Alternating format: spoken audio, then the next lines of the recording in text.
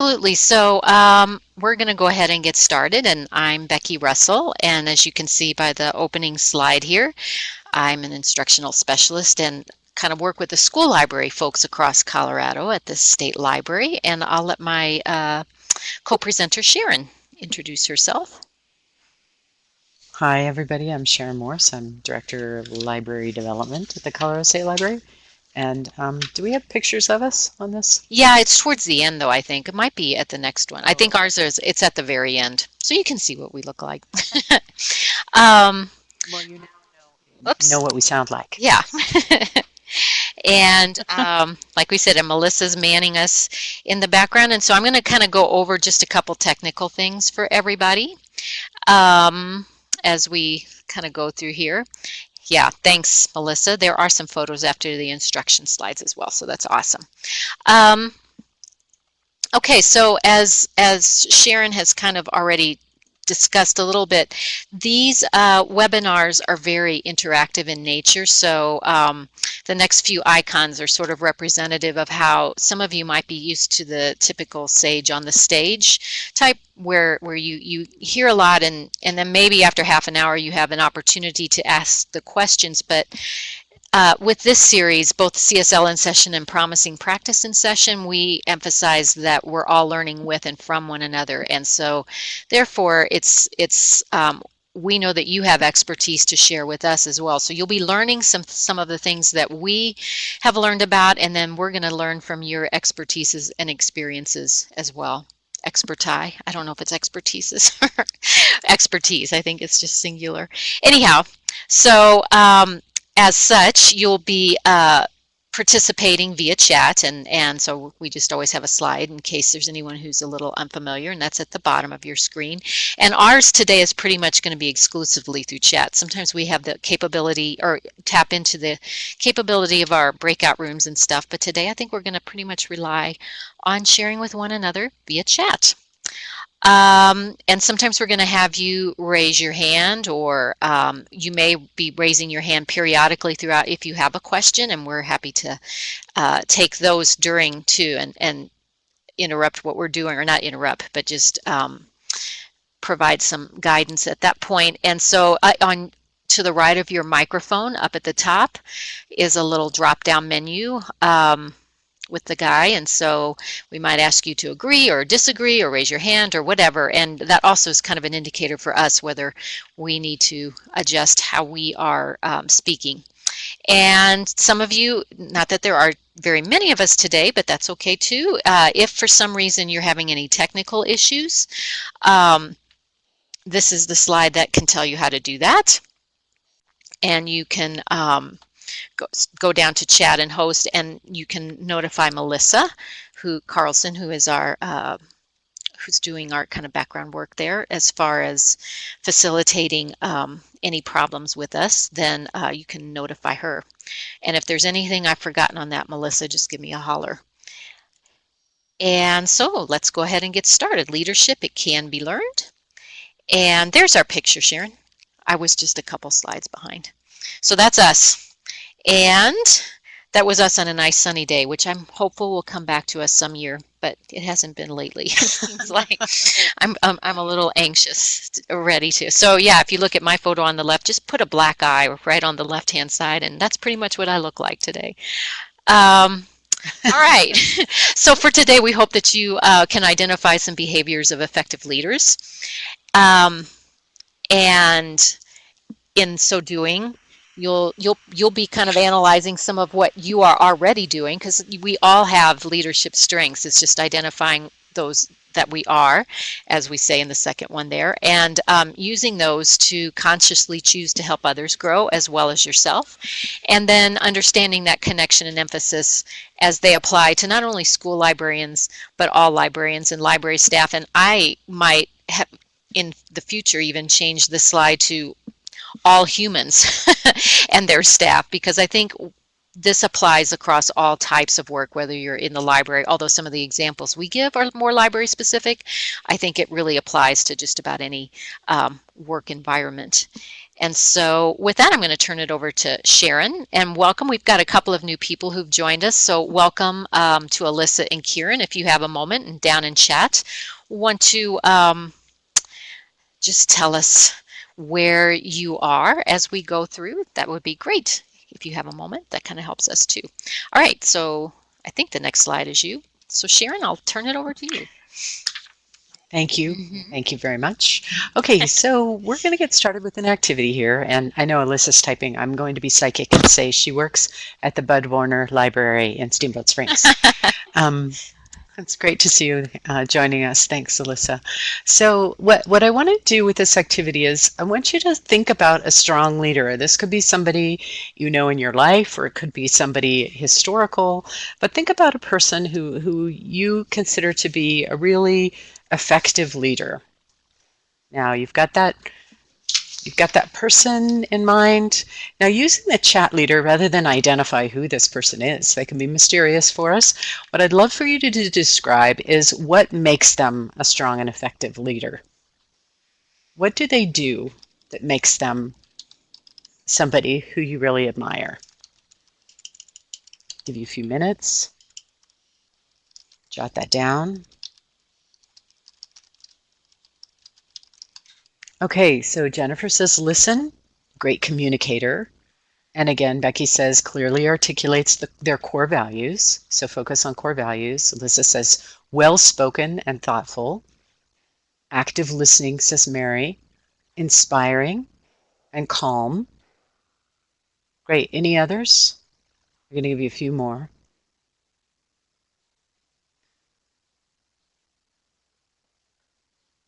Yeah. The idea of active listening is really great. It's a form of communication where you really are understanding the other person, isn't it? And I think well-spoken is really interesting. Like somebody who articulates their core values in a way where they really are well-spoken, and other people can kind of say, like, I believe in that too. I'm going along with you. Communicating vision, as Janice indicates, and well-informed. Great. This is a really great list. Thank you for that. So now, why do we do this activity? Why do we think about somebody and what it is about them? So I'm going to put up this quote here from Margaret Wheatley, give you a minute to look at that. And in the chat area, tell me what you think about that.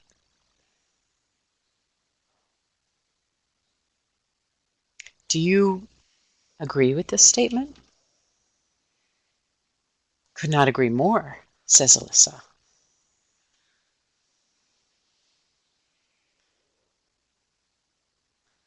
So I think what we're seeing here is when we look at this and we think about what these strong leaders and what they do that makes them effective and strong leaders, somebody we want to follow, somebody that we admire. We notice it's not necessarily, like none of you said, you know, I admire the person because they were the president of the PTA, or they were the president of the United States, or they, you know, were the general that won the war, or whatever. It's not really about their position, is it? It's not really about their role so much as how they show up in their role. It's what they do. It's how they behave. And actually, the series of behaviors is kind of the key phrase, isn't it? Because it's not just one behavior, but it's this consistency of effective behaviors over time that makes somebody a really strong leader. Now, if we think about this, then that means that all of us, regardless of what position we have the capacity to be a strong leader, don't we? And this is a field of research called emergent leadership. It's really fascinating to me. I became interested in it when I was way back in graduate school, and I started to read about these people you work with, people in organizations who don't have a position of authority. You know, they're not in charge. They're a team member, but they're the team member that other people look to for leadership. Like they're all peers, but somehow there are certain people that bubble to the top of the team that are the people that other people look to and admire. And a lot of it is because of certain behaviors they have. Isn't that fascinating? So you might guess some of the behaviors because you've written some of them. right? They're well spoken. They clearly articulate their own core values. They listen actively. They inspire others. They keep calm when other people are freaking out. Um, they might even be well informed in meetings and that sort of thing. So, what we're going to do is we're going to introduce you to a model that's kind of a cheat sheet for behaviors of strong leaders based on this emergent leader research that's been around for about 100 or more years. And so I'm going to put in a link, and then Becky's going to tell you a story. Oh, this is the model. So let me also send you the link to the handout in case you want to look at this throughout the time that we talk. So this is the model, the leader's model. I've come up with this one day when I was procrastinating writing my dissertation. And so, and these are the 7 categories. I basically broke it down into loyalty is really about the people.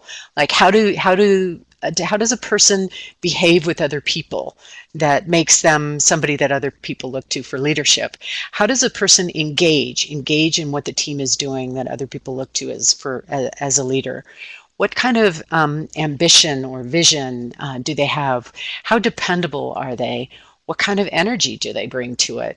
How do they focus the attention to results-oriented activities, as well as the final one, which is actually it stays attentive, but I actually call it like self-awareness. It's a self-awareness thing. So we're going to go through each of these, and Becky's going to start by telling a bit of a story. Yeah. So under loyalty, Sharon mentioned loyalty to other people, and as she and I have been talking about this a little more, I think I might also add, especially as you're looking at your sheet there, if you've downloaded it, I also think it's about I'd extend it to loyalty to your organization and to the leader of that organization. So you truly somehow you're loyal to that person and to their core values because you probably are in sync with what they believe in most of the time. And so you'll see that some of the things on the sheet are that they're kind. We have on the slide some of those, respectful, kind, appreciative, but we've broken it down even more on the actual sheet that Sharon has linked. And by the way, if any of you have any problems accessing that, let us know. But there are other things too. The loyal person is straightforward and one who remains what I would like to call as non-toxic and tries to kind of diffuse those types of situations to the best that they can. So I guess the story that resonated with me on this one, because at first I didn't know if this was a strength of mine or not, but I think in some of these categories they are. Okay, and thanks for letting us know that it's a little hard to access. We'll get that downloaded again here shortly. But so, for instance, one of the schools that I worked in, I had a principal who it was a shifting population. The school was kind of shifting to lower socioeconomic, and it had, I don't know, we had more English language learners than we used to have. And so at any rate, the principal really was trying to kind of get our staff to shift to embed some of that in our everyday instruction. And this one person in particular was very resistant and kind of went out of her way sometimes, I thought, to sort of, be a bit toxic with other people. But I kind of just kept plugging away at trying to get her to shift to try something new. And I said, well, how about if I do this? Next time you come in, I'll try this and let's just see how it goes. And so she was willing to do that. And sure enough, before long, as we were doing the lesson, the principal accidentally walked in because she was looking for me and didn't realize. And so she saw that teacher actually, embedding this strategy that I had kind of just plugged away at trying. And it kind of, I think, I don't know, I want to say that, this big light bulb went off and everybody walked away happily ever after. I don't know that it worked out exactly like that, but in this case, at least, I think there was a little bit less tension between the two. And I think that it kind of helped shift a little bit of behavior. And so I kind of learned over time that for me, I did believe, if I believed in those core values of our organization, I was loyal. And I would sometimes try to stay away from those situations where, like in the teaching world, the teacher's lounge can be kind of a, Sarah, I know, as a teacher, I know that sometimes that can be kind of a toxic place to be periodically. So anyhow, that's a little bit about loyalty. And it looks like, oh good, we've got it working now. So thank you, Melissa, for getting that tech glitch fixed for us. And yeah, so that's the first ingredient on our list of ingredients. And then next we have E, which I think I'm going to switch over to Sharon a little bit, or is that one? Yeah, no, you're the next one too. So I guess actually I do have a quick question though to ask you in our chat. So the E kind of stands for engaged. And so I think what I would like to do now is have you guys in the chat box take a moment and type in what does engaged look like? When someone is engaged, how do you know that they're engaged? What are some of the behaviors that share that?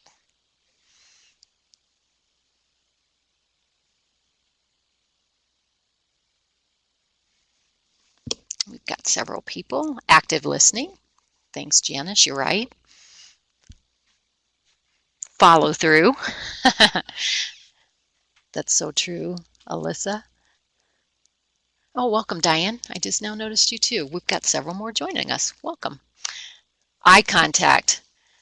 Exactly. That's a really good one, Amanda. Passion shows through. Right. Mindful, willing to try new things. You're right, Diane. Trying to figure things out on their own before asking for help. So, right, you're not showing up helpless necessarily. You're showing the other individuals that it matters to you, and so you've tried to do a little background work ahead, and then follow-up questions too. Exactly. And so those are all different things that we list under engaged as well. And look, you've kind of come up across several of the things too. And that enthusiasm, I think, is similar to the one who, when Jennifer said passion. Hopefully some of that maybe kind of even comes through with the way that, Sharon and I are engaging with you in this webinar, for instance, that wouldn't, because we really believe in this. And so we hope that we're creating a way in which all of you are engaged too. Curious, active listeners. So you guys have come across a lot of those too. So thank you very much. And Sharon, I think I'm going to kind of transition it over to you. Okay, thank you. So I'm going to go on to the next one, which is ambitious. So, I think this is sort of an interesting thing in our field. How many of you feel like, go up to the person and raise your hand if you agree, or you can just go to agree that you are an ambitious person. If you're not, you can choose the red X to say you disagree, you're not an ambitious person. Okay, we're seeing some ambition. We're seeing some ambivalence about ambition. I know. Well, that was me. I was like, I don't know if I am or not. I don't know whether I'm ambitious or not. Right. So, what's interesting to me about ambition is that we tend to not. Not everyone in libraries is ambitious. I think, like, if we were really ambitious, we'd be like the presidents of banks, right? But if we think about ambition a little bit less about us, but more about the organization, then let me ask the question of you again. Like, go up and green check mark. How many of you, if you think about, the core values of librarianship, how many of you are ambitious about realizing the core values of access for all and intellectual freedom and these other, like higher values of the profession. And we start to see that people are actually ambitious, not necessarily for themselves, but for the goals of the organization or for the goals of the profession. So the professional ethics, yes, Diane. So when mainly I chose the word ambitious because it fits in with my leaders model, but really, I read something at one time about a leader, a dean of a library, who said, I'm not ambitious for myself, I'm ambitious for our organization. And I thought that's actually true. Like, I think really strong leaders, you want to follow people who do have a lot of ambition for, either the project that we're working on? Do they have a really good vision for where they want it to go? Do they have like a big idea that they want to make happen? Like, people tend to reach more and strive more when somebody gives them almost an insurmountable and an impossible task. It's actually a challenge and exciting for people to really try to achieve something that's, just beyond themselves and is going to make a huge difference. So this idea of having strong vision, ambition, maybe persistence over time, like when the going gets tough, who's the person that's like, we're going to keep going, we're going to make this happen, I believe in you. This is what we mean by the kind of ambitious behavior where we're trying to articulate it as something that if you show up with this, people start to look at you and say, like, wow, I want to follow that person, I want to work with that person on projects, right? So that's the ambition piece. And then we get to dependable. And dependable really is trustworthy, a person with integrity. They do what they say they're going to do. They take responsibility. Fundamentally, when we look at research on what people appreciate most about an organizational leader, one of the top things that always comes up is a person that is trustworthy, somebody they can trust. And trust really comes from this kind of like competent, capable, they say what they're going to do, they do what they say they're going to do, and they have integrity about that. And they take responsibility. They always take responsibility. They're going to back you up if something happens. So that kind of dependability is foundational to any kind of leadership. So now we've gone through the first four of the leadership literature, and this was sort of like, the first 100 years of the 20th century. A lot of it really was about like strong leaders are people oriented, they're engaged, they have a strong vision, they're dependable and trustworthy. And then we've started to see more research on the others. And so I'm going to hand it over to Becky to talk about the other E. Right. And so that first E is energetic. And so in some century here, I will get to the right slide. Woohoo!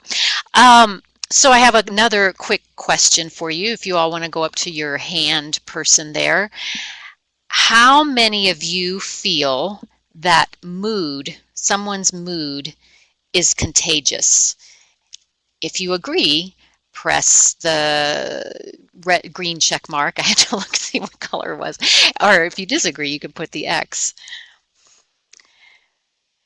And some of you might be just kind of pondering that too, but yes, indeed. And I haven't actually seen the whole study, but there is research now that mood is contagious, just kind of like just like a number of different things. It catches on. And so if someone's in a bad mood, I think it kind of can pervade a meeting. And then likewise, a good mood kind of has that capability to sometimes shift a meeting. And so now I have another question for you.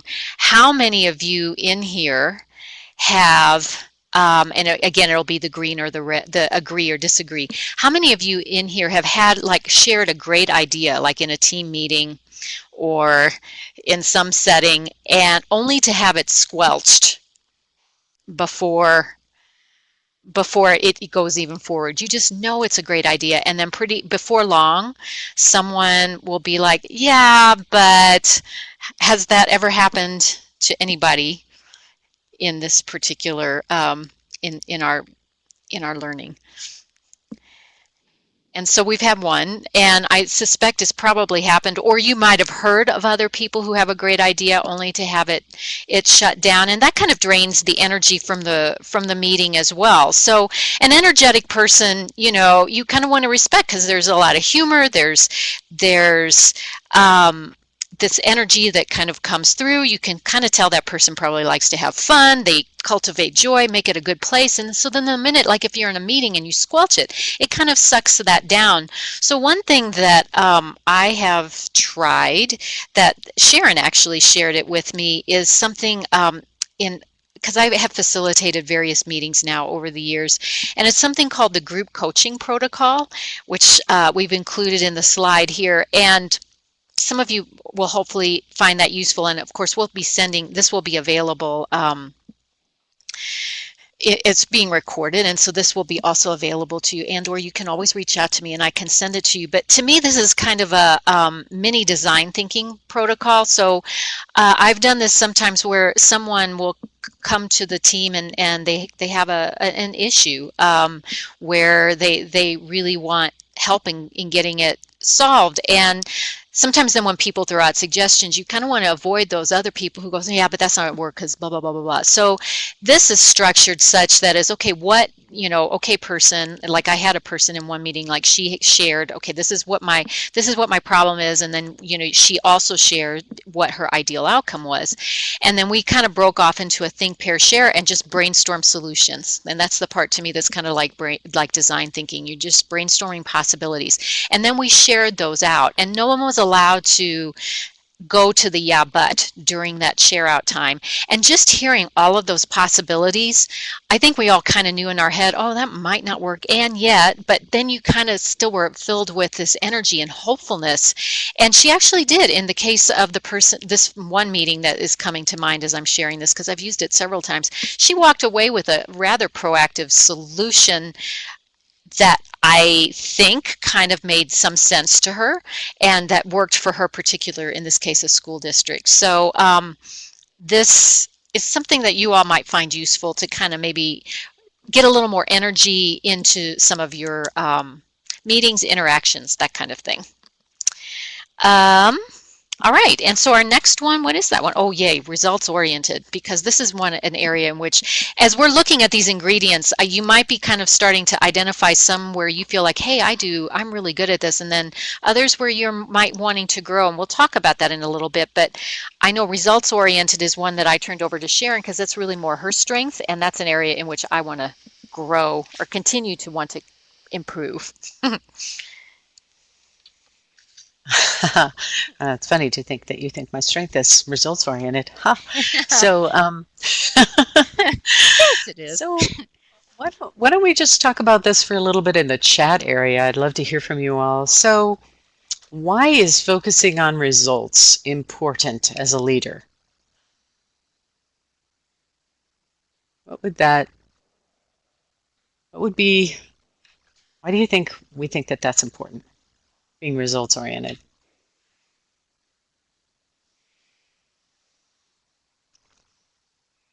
I'm just going to give you a few minutes. You better know where you're going in order to get there. Right on, Cindy. Hallelujah. Absolutely. You want to know you've had an impact. Yeah. Becky, how do you define success if you don't know what you're trying to achieve? Yes. And how are we measuring success? Absolutely, Karen. Yes, that's exactly it. And Jennifer, to stay on course and not get distracted with less important things. Absolutely. How many times can we get distracted? And the person who shows up as a leader is like, hey, remember what we all agreed to as the thing that we're going to do? We gotta get back on course, like let's stay focused on the results. Absolutely. So, I think what's interesting about results oriented to me is that somebody could be a fantastic leader. They could be like fabulously chatty with everyone. Everyone loves them. But if they're not actually getting anything important done, if they're not making meaningful change, after a while, we kind of question to what extent they're an effective leader. The other thing that we could think about it is, what if the results that they're creating are actually negative?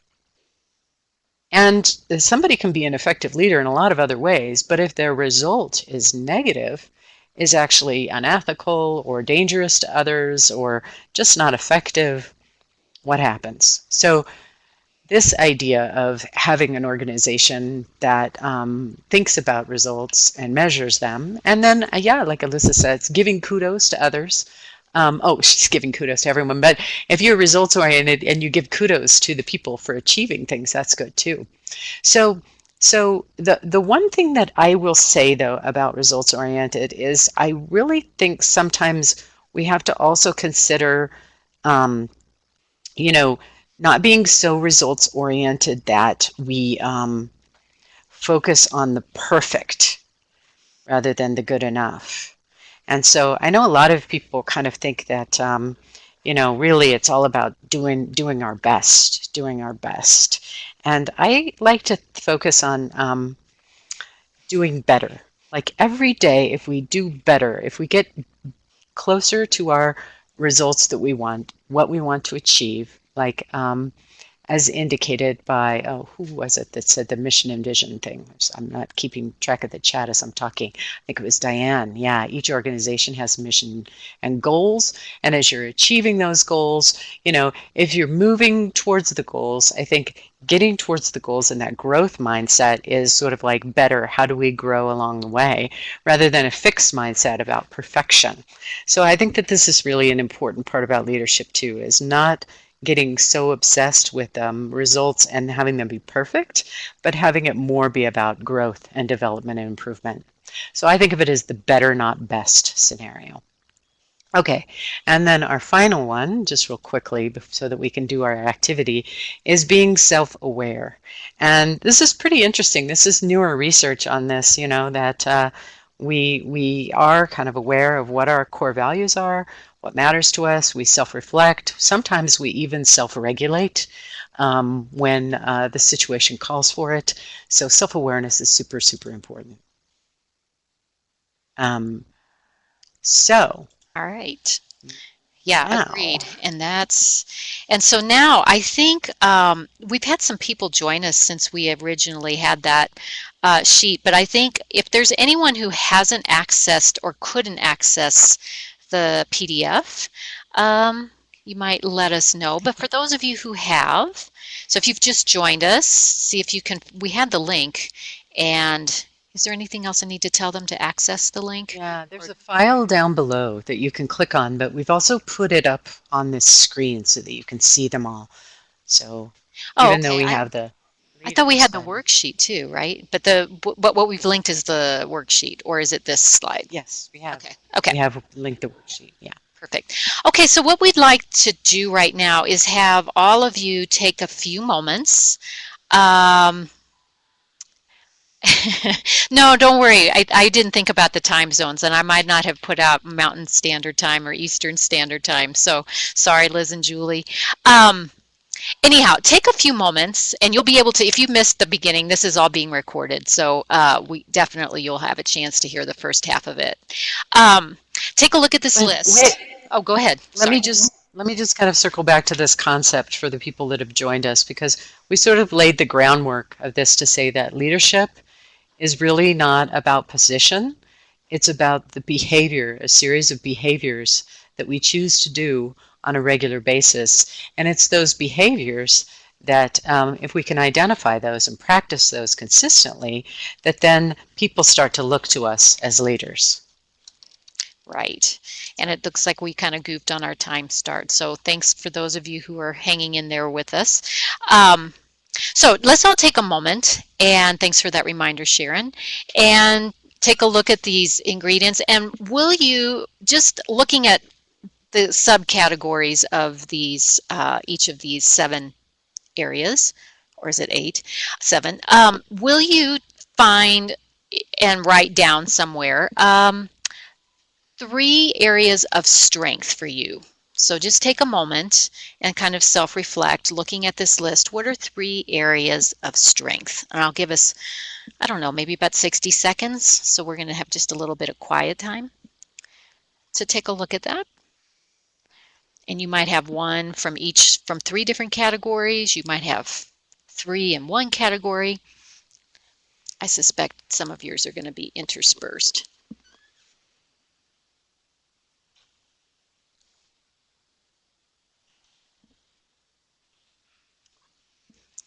And so after you've identified those 3, let's take a moment. We're going to do 2 different things here, but the first thing we're going to do is let's take a moment and if you wouldn't mind sharing 1 or 2 or all 3 if you want, and what that looks like in your work. So like one for me, for instance, I tend to think I kind of add humor. And so I think energetic actually is an area in which I'm a little stronger. So what that looks like in work for me is I know in meetings, sometimes I see other people laughing after I say something. um, in fact, I'm trying to think of a way to add humor to an upcoming presentation that I have to kind of deflect the black eye I've got right now.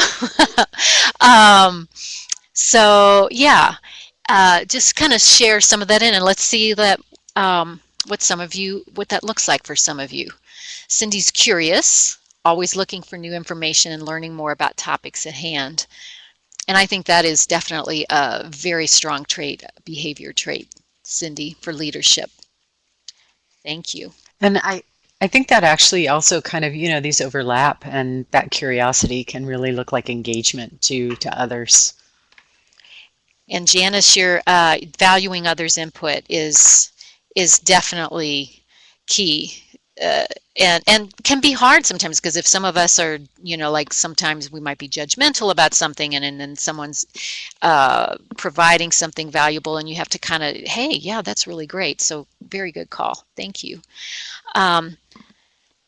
Dependable. Yep, getting the job done, following through on what you said you were going to do, Alyssa. So that's a strength of yours. Great. So Liz, a strength of yours is being informed. And so in instruction meetings, Project Cora, other fun activities I've read or heard about, you draw from the ideas in which you've done some research. Great. Let's see some more. Persistence. Ooh, Julie, that's a good one. Yeah, yeah, I get that too. But and I know it's in all walks of life, but because my area of most expertise is in school, especially a school librarian, and Julie, I don't know if you're a teacher librarian or not, but I feel like that was one of my my stronger traits too, because I was trying to get other teachers to co-teach with me or to collaborate with me, and you could identify the ones who would be more eager or willing or to try that sooner than others. And yet I didn't totally give up on if someone didn't want to. I kind of would come back later. So I always kind of called myself a pleasant mosquito. That's kind of how because I was like, I hope, I still really like you, but I'm going to be back. Don't worry. So thanks for sharing that. Heidi, ambitious. Aspire to more, always trying to find a way to grow myself and my teacher librarians. Yep, Heidi, that's another thing we have definitely been identifying in this too, is how, especially then, so that kind of falls under loyalty, I think too, that ability to grow others. Yeah, feel free to add pleasant mosquito to your business card anytime. Quality work and timely, Diane, thank you. Appreciative of others. And that's something I think that something that Sharon has helped grow in me. She's my supervisor. And so I think that's something I have learned to grow here. So Becky, I'm appreciating that, because I always try to give a shout out to other people and say thank you for that. And I don't know that I was as conscious of that before I started this work. Engaged. Very good, April. Thank you. So yeah, there's just a lot that you all have identified as, so you all have, everybody on this that is joining us in this webinar is for sure, you have behaviors of leaders. You've demonstrated it. You've put it up here. So all of us have that. And So that's part of it right there. And so Sharon's going to take you through the next part of this exercise where we're going to go a little bit where you're going to kind of look at areas in which you want to grow. Yeah, thanks, Becky. So yeah, isn't it cool to start to think about these things that you do so readily and that you don't even realize it, but when you're showing up that way in your work with your colleagues, other people look to you and they admire that in you and they appreciate it and they like working with you because of these particular strengths that you bring to your work. So they look to you in some ways as a leader. So now let's kick it up a notch. Like, what might you kind of look at with this list? And it could be something you're already good at, or it could be something that you want to be better at, where you look at something and go, that's kind of an area where I could put more attention. So choose one or two of those. And we're going to do a little bit of brainstorming about this. So maybe if everyone could jot down like one of the things, let's see if we can find some commonality. Maybe we don't. But one thing you want to work on. One thing that would, if you worked on that one thing, it would round you out enough that you could see yourself showing up in a way more as a leader, either in your organization or with your work team on a project you're working on, wherever you want to expand your leadership influence.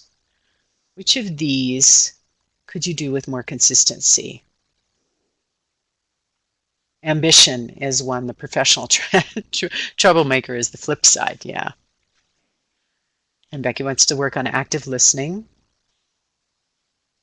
Using more humor and having more fun, Alyssa, that's on my list too, yeah. I've gotten coaching from Kieran and Becky on that. Being self-aware and balanced with regard to taking on projects that will help the organization. Yeah, and that balance, is a tricky one, right? Resolving conflicts.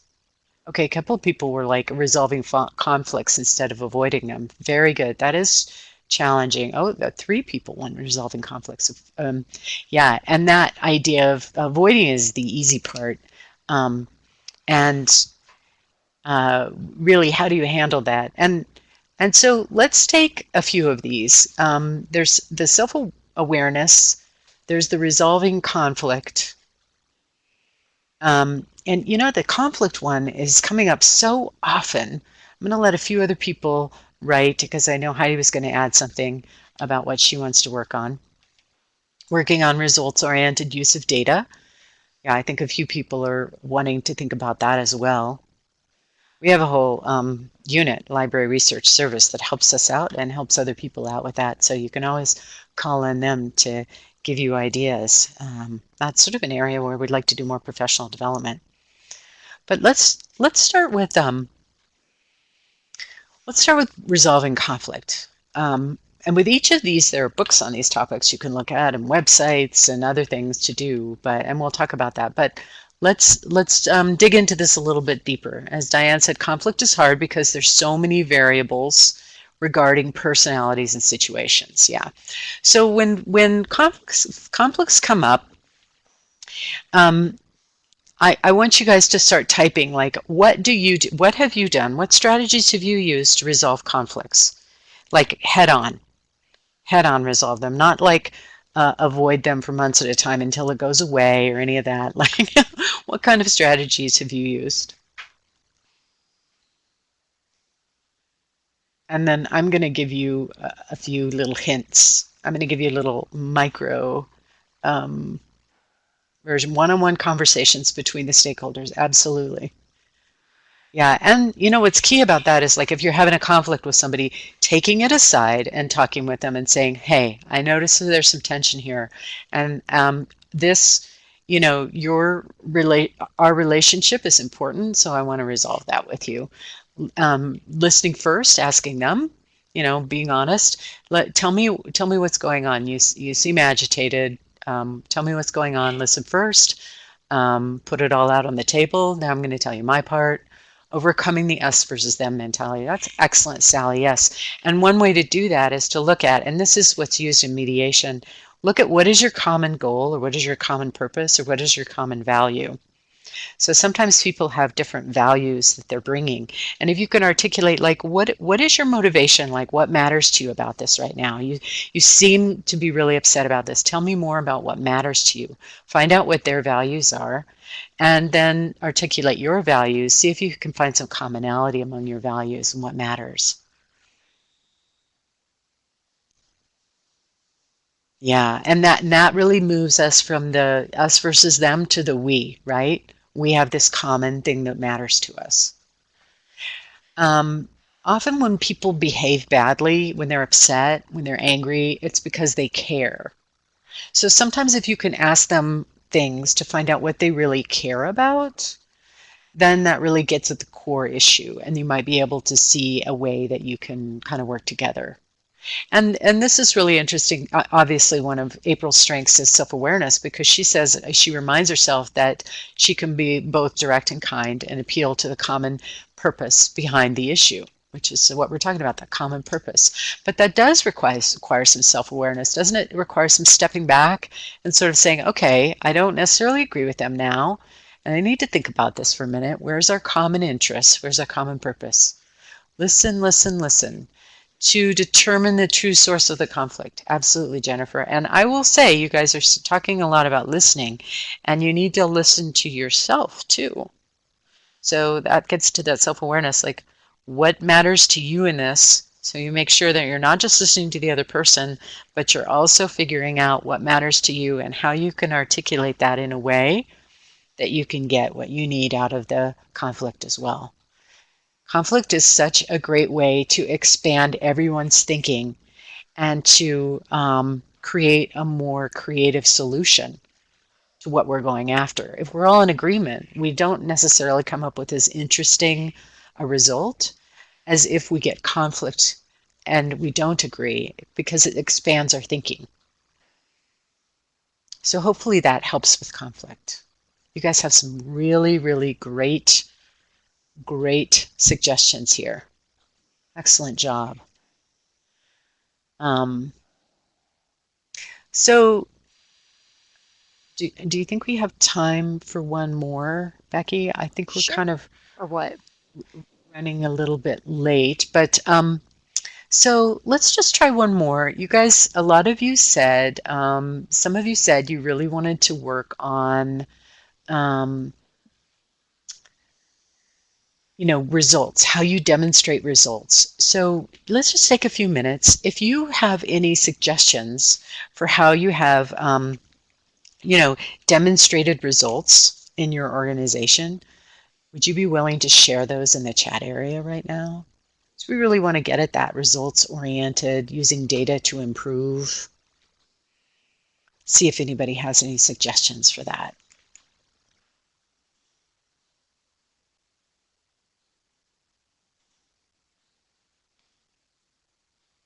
And by the way, I just want to acknowledge you guys for coming up with so many this has been a great chat conversation.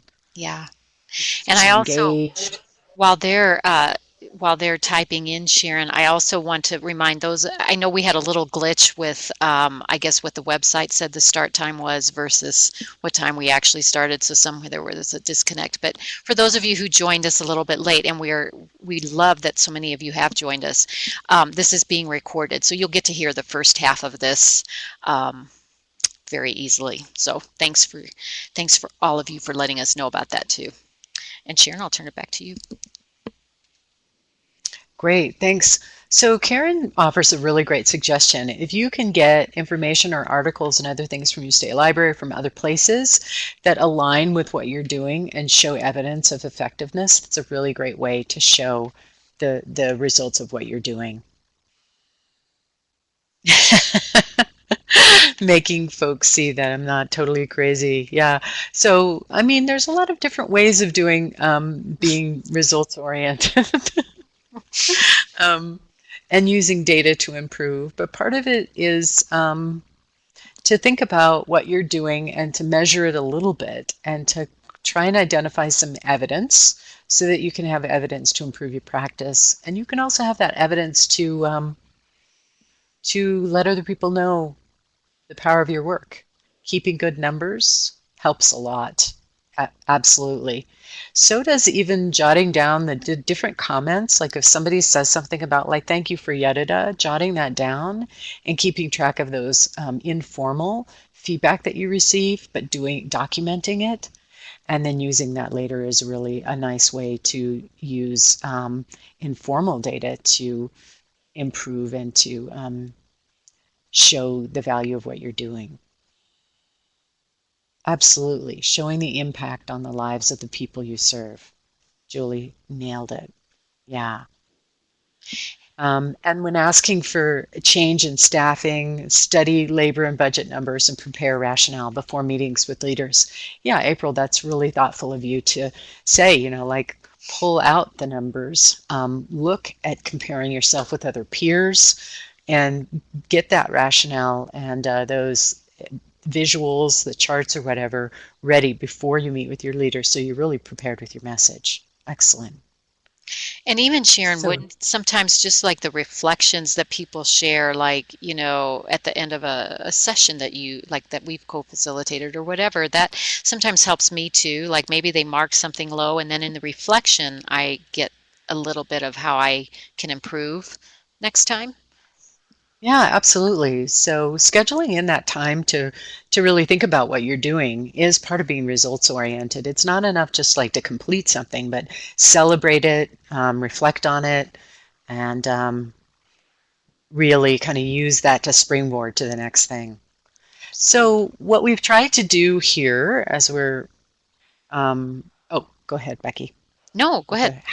the reminding. Oh, yeah, yeah. So one thing I just was going to tell you, if you've identified some areas in which you'd like to grow, and for me, as you might have seen in the chat, one of the first things I typed is active listening, and that's something I've been working at, at for a while, we'll say. And so I have over time, I have put just different reminders to myself to try to work on that, and I try to just work on a few things rather than 10. I try to hone in on one or two because I don't know that I can improve a behavior if I have too many I'm trying to improve. So for me, for a while as active listening, I had a little ear, a picture of an ear on my computer monitor. I kind of got tired of seeing the ear, but so I took that down. But if there's something that you can do, just kind of make a mental note to yourself of what can you do to maybe help yourself improve, or is it telling your colleagues, that maybe if you're sharing a cubicle, for those of you who aren't in school world, telling them, hey, or even if you're a teacher with your students, hey, I'm working on this. If you can help, help. Sometimes I might need help with it, or did I do that today? And not only just having a reminder, but then also at the end of the day, celebrating it when you actually did do that. So active listening is something I'm continually struggling to improve upon. And what has helped me, in addition to having the visual, is also celebrating the times that I did. I can beat myself up all the times like, oh, darn, I should have done that. And I do sometimes still. But also there have been times where like, hey, I did do that. And just taking a moment at the end of the day, even if it's for, 15 seconds, I am so proud that I did this one little thing. And sometimes I think that kind of also helps you kind of remind yourself it kind of just becomes a little bit more of a habit than it might have originally. So just think of that. Is there a person? Is there a little silly, sometimes we have little buttons that we give out at the ends of sessions, and we've encouraged people to maybe use that to try to improve on a certain behavior. So anyhow, just a little tip that I have gotten over time too. Great. Yeah. So in summary, oh, there's a book. I'm just reading Diane. the comments. There's a book. Yeah. Do less than obsess. Yeah. So yeah, I think this is what we're trying to say is that one, as we wrap up, let me give you this idea. One, that there are already things that you're doing that other people see you as a leadership because of some of the behaviors that you do. Two, as you think about what it might be to get to the next level in leadership, to attend to one thing on our lists, and we sent you the link to the worksheet, and it's on the website as well.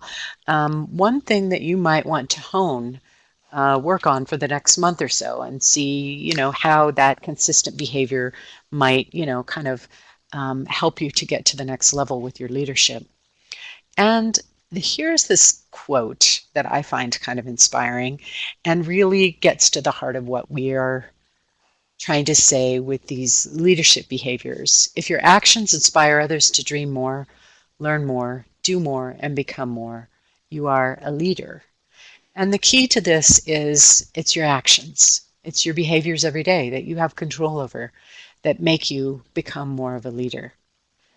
And so with that, we want to thank you for joining us today. We want to apologize to those of you who came in late. We'll be putting the link up on the website to the archive for you. But if you would be so kind as to fill out this survey, we'd love to hear from you about this webinar as we're self-reflecting. And because we're results oriented. We're results oriented, so we'd love to hear your feedback on this. And we are available to you if you want to contact either of us or both of us to talk about leadership. We really encourage you in your leadership, both informal and formal, and we wish you well.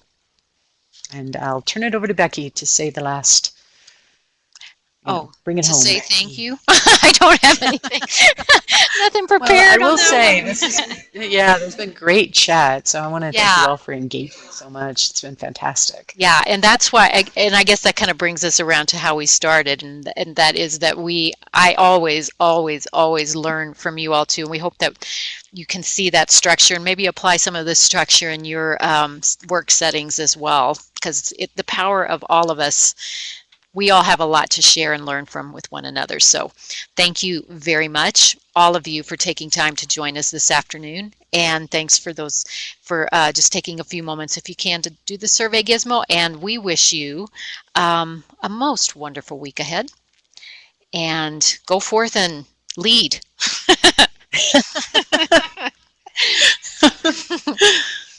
Bye, everyone. Goodbye. Have a good one, you all.